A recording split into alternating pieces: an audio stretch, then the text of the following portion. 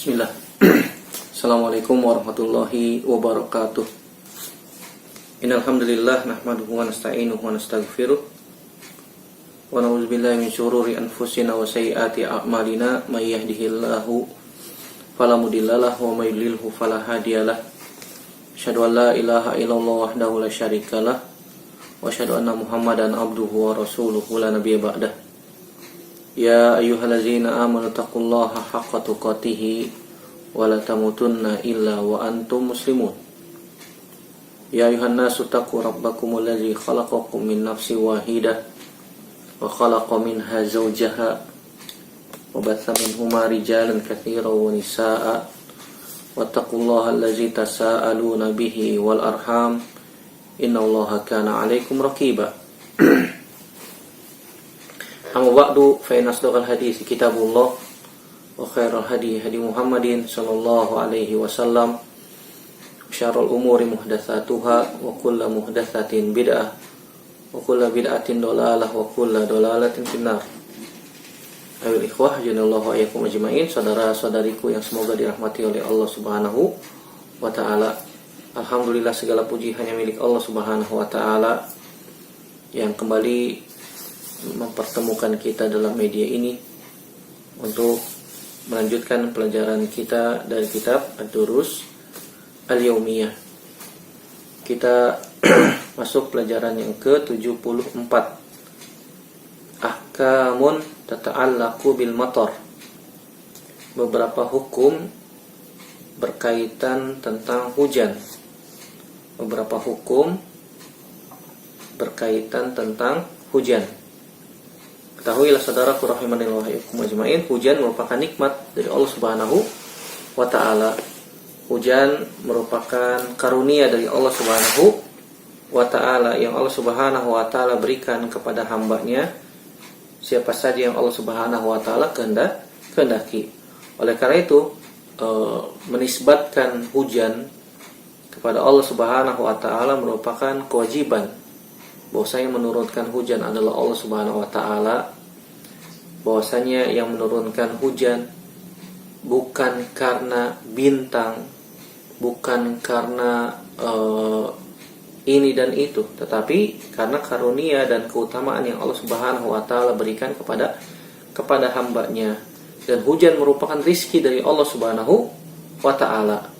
Hujan merupakan rizki dari Allah Subhanahu wa taala yang Allah Subhanahu wa taala, dengan sebab hujan Allah Subhanahu wa taala tumbuhkan tumbuh-tumbuhan, kemudian tumbuhan tersebut menghasilkan buah-buahan sehingga buah-buahan bisa dimakan oleh manusia ataupun bisa menjadi sumber penghasilan bagi manusia di muka bumi, dijual ataupun yang lainnya, sehingga manusia mendapatkan rizki atas sebab hujan tersebut yang Allah Subhanahu wa taala turunkan.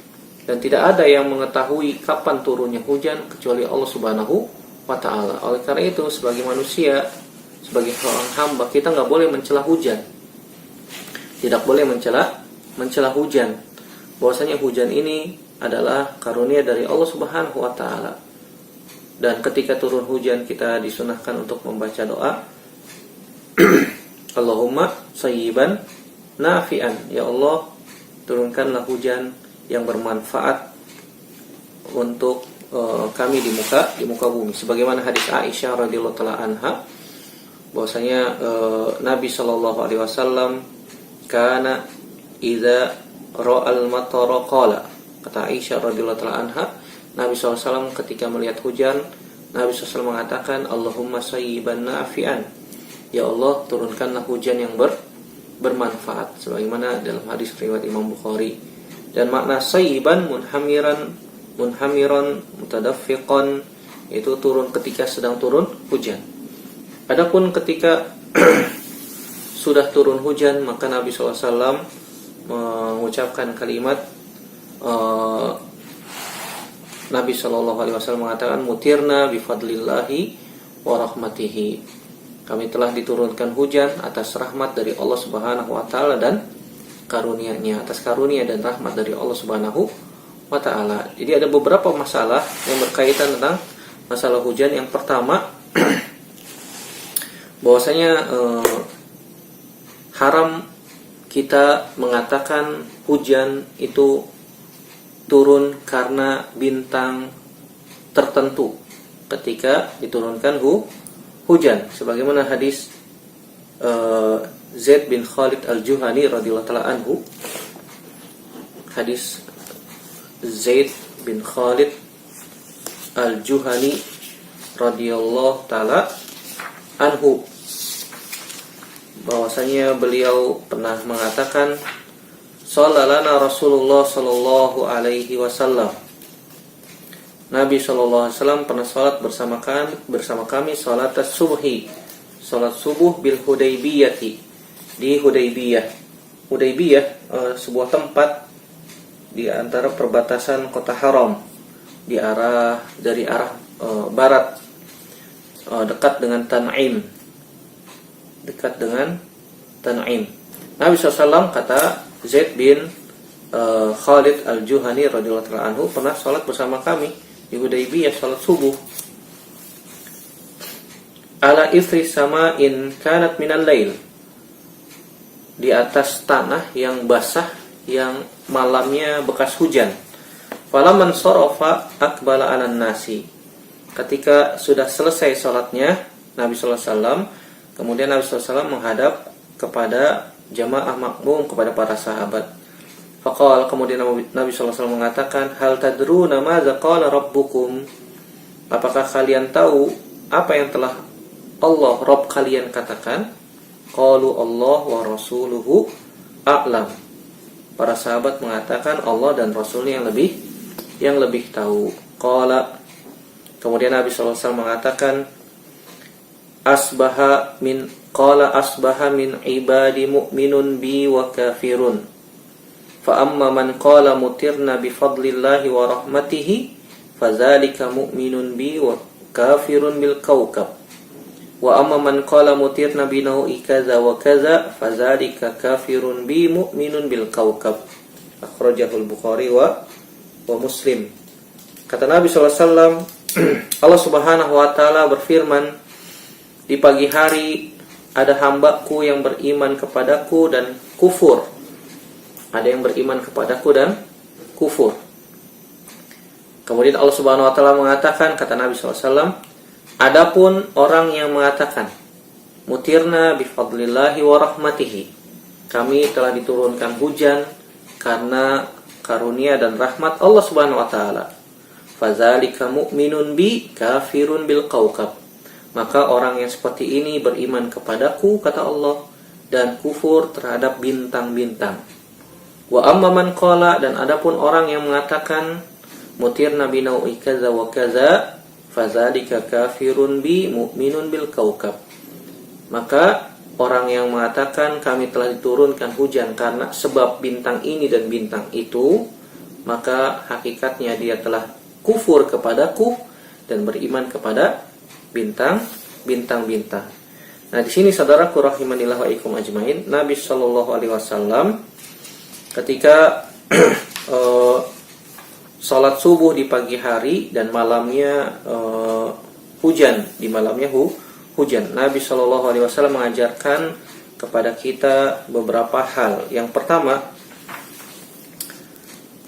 kata para ulama, disebutkan disunahkan selesai sholat imam menghadap ke makmum. Selesai sholat imam disunahkan menghadap ke makmum, tidak menghadap ke kiblat. Selesai sholat, salam, zikir, kemudian menghadap ke makmum. Ini disyariatkan kita sebagai imam selesai sholat menghadap ke makmum. Para ulama menyebutkan alasannya karena sebagai bentuk tawadu seorang imam, rendah hati seorang imam di hadapan Allah Subhanahu wa taala, yang pertama, dan yang kedua di hadapan makmum. Yang kedua, kenapa kita disyariatkan, disunahkan untuk menghadap ke makmum? Karena sebagai seorang imam, bukan hanya imam di dalam sholat, dia juga pemimpin di dalam masyarakatnya. Maka dia bisa mengetahui jamaahnya, makmumnya, mana yang hadir, mana yang tidak. Ketika dia melihat, oh ada jamaahnya yang tidak hadir sholat berjamaah, ditanyakan kenapa fulan tidak hadir. Oh mungkin dia sakit maka perlu dijenguk. Oh mungkin dia sedang ada uzur, ada keperluan, mungkin butuh bantuan. Maka si imam bisa mengetahui keadaan makmumnya, dan faidah-faidah yang lain yang disebutkan oleh para ulama. Yang kedua, pelajaran yang bisa kita ambil dari hadis ini yaitu masyru'iyatul mau'izah ba'da sholati idza shara laha munasibatan. Disyariatkannya memberikan mau'izah, nasihat setelah sholat jika dibutuhkan. Nah, di sini Nabi Shallallahu alaihi wasallam ketika selesai sholat subuh, Nabi Shallallahu alaihi wasallam menyampaikan nasihat bahwasannya yang menurunkan hujan adalah Allah Subhanahu wa taala. Oleh karena itu kita mengatakan setelah selesai hujan turun, mutirna bifadlillahi wa rahmatihi. Kita mengucapkan mutirna, kita telah diturunkan hujan oleh Allah Subhanahu wa taala karena rahmat dan karunia Allah Subhanahu wa taala, bukan karena bintang ini, bukan karena bintang itu. Karena ini menapik perkataan orang-orang zaman dahulu, orang-orang Arab. Mereka mengatakan bahwasanya yang menurunkan hujan karena bintang-bintang tertentu. Dan ini perkara yang disebutkan oleh para ulama merupakan kesyirikan yang disebutkan juga oleh Syekh Muhammad bin Abdul Wahhab dalam kitab Tauhid di bab yang ke-30, di bab Maja'a fil istisqa bil anwa, bab hukum menyandarkan hujan pada bintang-bintang. Kalau ada orang yang mengatakan, oh hujan turun karena bintang ini dan bintang itu, maka ini merupakan apa? Merupakan permasalahan-permasalahan yang bisa menyebabkan seseorang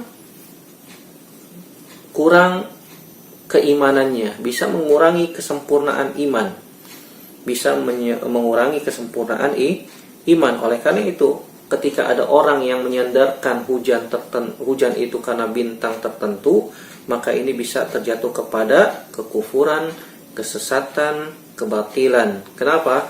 Karena dia menyandarkan hujan karena bintang tertentu, bukan karena Allah Subhanahu wa ta'ala. Makanya Allah Subhanahu wa ta'ala mengatakan dalam Al-Quran, di dalam surat Al-Waqi'ah ayat 82, Allah menyebutkan wataj'aluna rizqakum annakum tukadzibun. Allah mengatakan kalian mengganti rizki Allah Subhanahu wa taala yang Allah berikan kepada kalian berupa apa? Berupa hujan. Annakum tukadzibun, dengan mendustakan Allah Subhanahu wa taala. Di dalam surat Al-Waqi'ah dari ayat 75, Allah Subhanahu wa taala menyebutkan fala uqsimu bimawaqi'in nujum. Kata Allah Subhanahu wa taala, aku bersumpah, kata Allah Subhanahu wa taala, bimawaqi'in nujum, dengan masa-masa turunnya bagian-bagian bintang. Karena bintang-bintang tersebut memiliki manzilah sebagaimana qamar, sebagaimana bulan memiliki sekitar 28 manzilah, kedudukan. Setiap hari ada kedudukannya. Kata Allah Subhanahu wa taala, fala uqsimu bimawaqi'in nujum, aku bersumpah dengan masa-masa turunnya bagian-bagian bintang-bintang. Wa innahu laqasamul law ta'lamuna azim, sesungguhnya itu adalah sumpah yang besar kalau seandainya kalian mengetahuinya. La Qur'anun karim, bahwasanya itu merupakan bacaan, itu Al-Qur'an yang mulia, bacaan yang mulia. Fi kitabim maknun, yang terpelihara di Lauhul Mahfuz. Maksudnya Al-Quran terpelihara oleh Allah Subhanahu wa ta'ala, dipelihara oleh Allah di Lauhul Mahfuz, di langit yang ke-7. Allah jaga keotentikan Al-Quran sampai hari kiamat. La yamassuhu illal mutahharun, yang tidak dapat disentuh kecuali oleh orang-orang yang disucikan. Itu maksudnya adalah malaikat-malaikat Allah Subhanahu wa ta'ala. Tanzilum mir rabbil alamin, yang diturunkan dari Rabb semesta alam.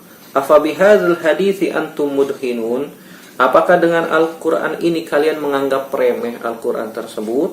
wa taj'aluna rizqakum annakum tukadzibun, dan kalian menjadikan atau mengganti rizki yang Allah Subhanahu wa taala tetapkan untuk kalian berupa hujan, dan kalian mendustakan bahwasannya yang menurunkan hujan bukan Allah Subhanahu wa taala.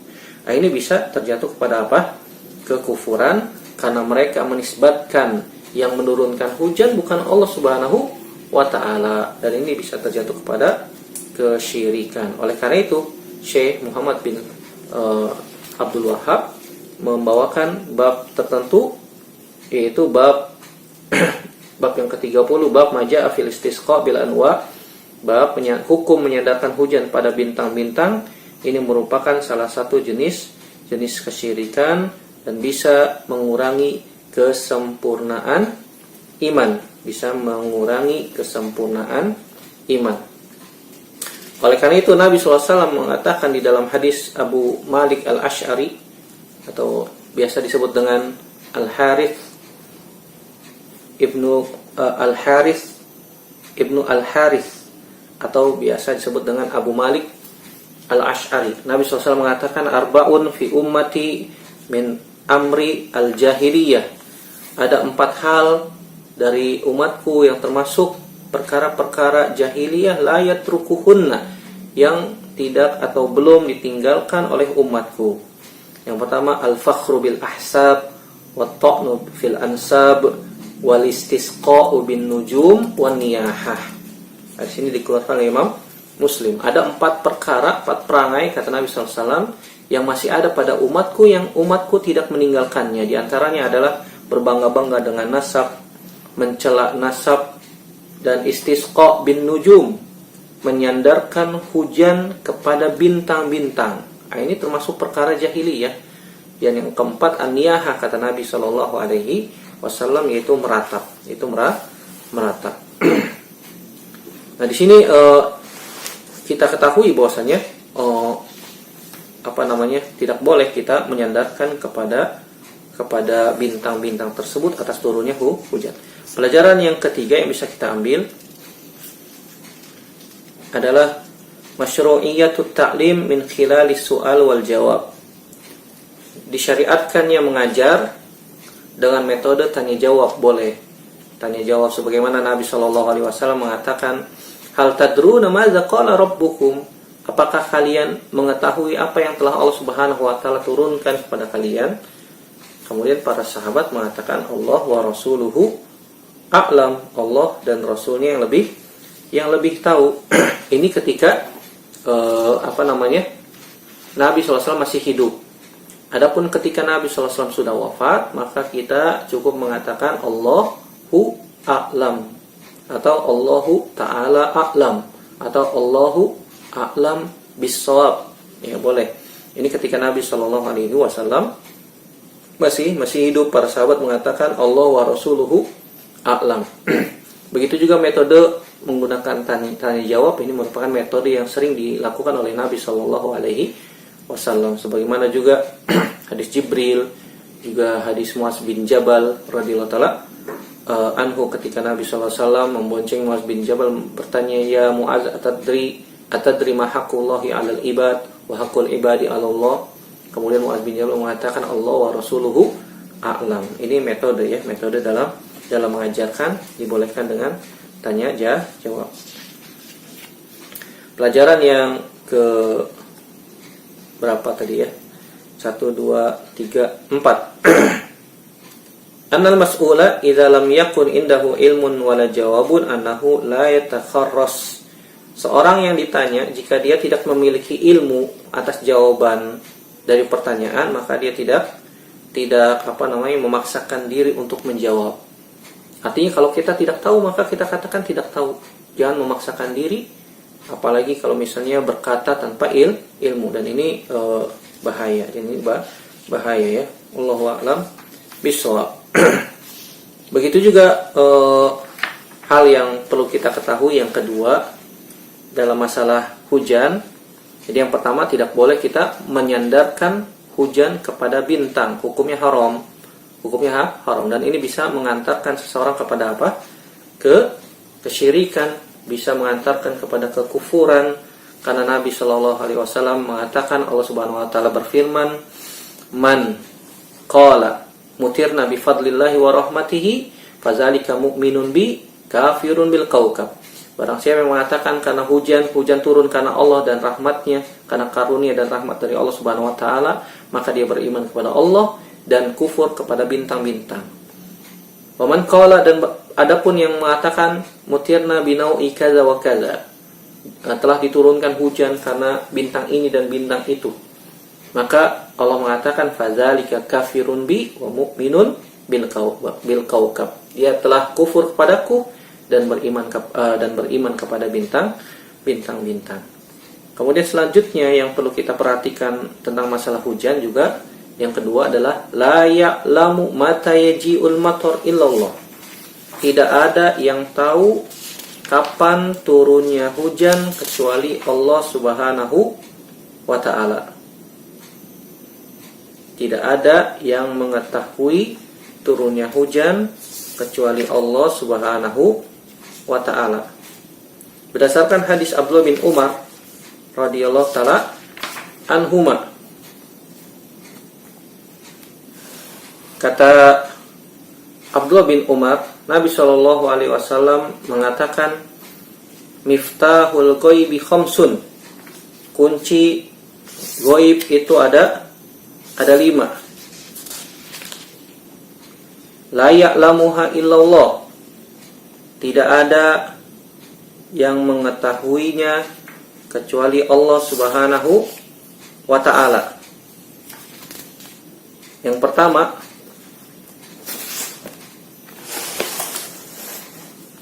la ya'lamu ahadun ma yakunu fi godin, tidak ada yang mengetahui seorang pun juga apa yang akan terjadi besok. Jadi tidak ada yang mengetahui masa depan kecuali Allah Subhanahu wa Ta'ala saja. Sampai besok nanti setelah hari ini pun kita nggak tahu apa yang akan terjadi pada diri kita. Yang kedua, wala ya'lamu ahadun ma yakunu fil arham, tidak ada yang mengetahui apa yang terjadi di dalam rahim. Kapan bertemunya sel telur dengan sel sperma, terjadinya pembuahan, kemudian menghasilkan anak di dalam rahim, kapan bertemunya dua hal tersebut, tidak ada yang tahu kecuali Allah Subhanahu wa Ta'ala. Adapun bidan memperkirakan kapan bayi ini lahir dengan istilah hari perkiraan lahir atau HPL, ini hanya perkiraan ya, bukan suatu yang pasti dia mengetahui nanti lahirnya tanggal sekian bulan sekian, enggak. Itu hanya perkiraan. Biasanya HPL juga bisa maju bisa mundur, dan itu hanya perkiraan saja berdasar perhitungan bidan tersebut. Adapun apa yang terjadi secara pasti, apa yang di dalam rahim, tidak ada yang mengetahuinya kecuali Allah Subhanahu wa Ta'ala. Yang ketiga, kata Nabi sallallahu alaihi wasallam, wala ta'lamu nafsun madza taksibu goda, tidak ada satu jiwa pun yang mengetahui apa yang akan dia dapati besok. Artinya masalah rizki hanya Allah Subhanahu wa Ta'ala yang tahu. Besok kita dapat berapa, besok kita makan apa, besok kita mendapatkan rizki berupa apa saja, Allah Subhanahu wa Ta'ala saja yang tahu. Kemudian yang keempat, wa ma tadri nafsun bi ayyi ardin tamut, tidak ada yang mengetahui satu jiwa pun bi ayyi ardin tamut, di mana dia akan wafat. Karena masalah ajal ini hanya Allah Subhanahu wa Ta'ala yang tahu. Masalah ajal, kematian, hanya Allah Subhanahu wa Ta'ala yang tahu kita wafat kapan, di mana, dalam keadaan seperti apa. Maka hanya Allah Subhanahu wa Ta'ala yang tahu. Oleh karena itu kita harus bersiap-siap menerima tamu dari Allah Subhanahu wa Ta'ala, yaitu utusan malaikat maut. Perbanyak amal soleh semampu kita, memperbanyak atau mempersiapkan hari di mana Allah Subhanahu wa Ta'ala akan menanyakan atau meminta pertanggungjawaban atas semua yang kita lakukan di dunia. Maka kita minta kepada Allah, Allahumma inna nas'aluka husnal khatimah. Kita minta kepada Allah Subhanahu wa Ta'ala agar ditutup umur kita dengan penutupan yang baik.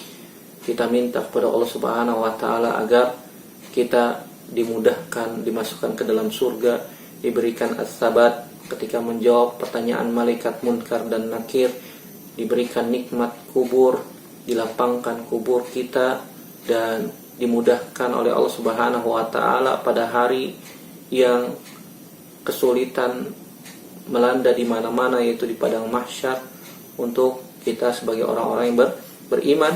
Dan semoga Allah Subhanahu wa taala mudahkan juga kita masuk ke dalam surga tanpa hisab, tanpa azab, di dalam surga yang paling tinggi, Jannah Firdaus Al-A'la.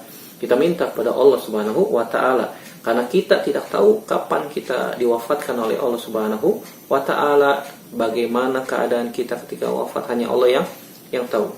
Kemudian yang kelima, wa ma tadri ahadun mata yaji'ul matar. Ini dia syahidnya di dalam hadis ini, yaitu tidak ada seseorang pun yang mengetahui kapan hujan itu diturunkan. Kapan hujan itu diturunkan? Ustadz, kan biasanya kita bisa mengetahui hujan itu turun dengan tanda-tanda seperti gelap, mendung, ataupun yang lain. Mendung juga belum berarti pasti turunnya hujan. Kalau kita sudah memastikan, oh ini mendung nih, pasti hujan, ini kurang tepat, ini salah ya. Karena yang pasti menurunkan hujan adalah Allah Subhanahu wa taala. Terkadang tidak didahului dengan mendung, tidak didahului dengan gelap awan dan seterusnya. Kadang-kadang nggak hujan juga. Karena kapan turunnya hujan, di mana diturunkan hujan, ini hanya Allah Subhanahu wa taala yang tahu. Hadis ini dikeluarkan oleh Imam Bukhari dan Imam Muslim. Dan yang ketiga yang harus kita perhatikan, bahwasanya hujan adalah rahmat dari Allah Subhanahu wa taala. Tidak boleh kita mencela hujan. Tidak boleh kita mencela hujan, karena hujan rahmat Allah Subhanahu wa taala. Jangan sampai kita mengatakan, "Oh, hujan lagi, jemuran belum kering, motor baru dicuci, kotor lagi nanti kalau keluar." Subhanallah. Ini namanya mencela hujan. Tidak boleh kita mencela hujan dari Allah Subhanahu wa taala. Kenapa? Karena hujan rahmat dari Allah Subhanahu wa ta'ala. Terkadang manusia, yang namanya manusia, banyak suka mengeluh. Ketika hujan turun terus, dia mengeluh dengan pakaian yang tidak kering lah, dengan motor yang baru dicuci lah, ataupun keluhan-keluhan yang lain. Manusia, ketika hujan tidak turun-turun, dia mengeluh juga, subhanallah, panas sekali, udah lama nggak turun hujan, subhanallah. Ketika Allah Subhanahu wa ta'ala menurunkan hujan, dia mencela hujan.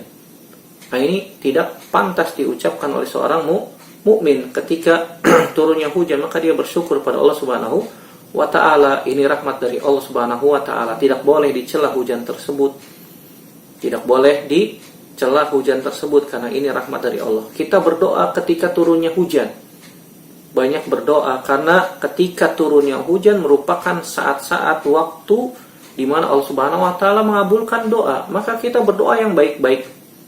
Kita berdoa yang baik, tidak boleh mencela hujan, tidak boleh sampai menghina hujan ataupun yang lainnya. Kita berdoa yang baik-baik, semoga Allah Subhanahu wa taala menurunkan hujan yang bermanfaat, hujan yang tidak membawa bencana, tidak menimbulkan banjir, tidak menyebabkan longsor, dan tidak menyebabkan musibah karena sebab air yang banyak, air hujan yang berlebihan sehingga menyebabkan musibah bagi manusia. Maka kita berdoa yang baik-baik, karena di saat hujan adalah waktu di mana Allah Subhanahu wa taala menurunkan mengabulkan doa.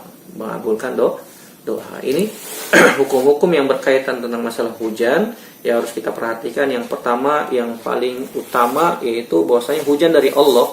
Tidak boleh kita menyandarkan kepada bintang. Ini perkara-perkara yang bisa mengakibatkan kepada kekufuran, kesyirikan. Yang kedua, kita tidak tahu kapan hujan itu turun, kecuali Allah Subhanahu wa taala yang tahu. Terkadang hari panas tiba-tiba hujan, karena Allah Subhanahu wa taala menghendaki turunnya hujan. Tidak ada yang tahu kapan turunnya hujan, di mana turunnya hujan, kecuali Allah Subhanahu wa taala. Yang ketiga, tidak boleh mencela hujan. Tidak boleh mencela hujan, karena hujan rahmat dari Allah Subhanahu wa taala. Wallahu taala a'lam bishawab. Ini yang bisa kita sampaikan pada kesempatan yang mulia ini. Ya, sedikit ini semoga bermanfaat untuk saya pribadi dan semua yang mendengarkan. Semoga Allah Subhanahu wa taala menutup umur kita semua dengan penutupan yang baik, dengan husnul khatimah, dan semoga Allah Subhanahu wa taala kembali menghimpun dan mengumpulkan kita semua di dalam surganya tanpa hisab dan tanpa azab. Amin ya rabbal alamin. Subhanakallahumma wa bihamdika asyhadu an la ilaha illa anta astaghfiruka wa atubu ilaik. Wassalamualaikum warahmatullahi wabarakatuh.